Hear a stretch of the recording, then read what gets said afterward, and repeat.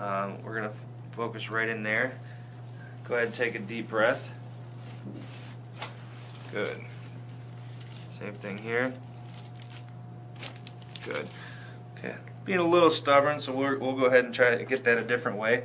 But let's go ahead and get this mid-thoracic spine here. So a lot of tension in here, right around T6, T7.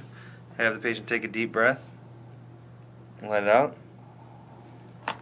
Good. One more. And out. Good. And so Michelle's problem is specifically down here in the pelvis, right at that SI joint. So I'll go ahead and look up at the ceiling, take a deep breath. Good. On this side it's her lower lumbar, so L4, L5 right in there. So deep breath. Good.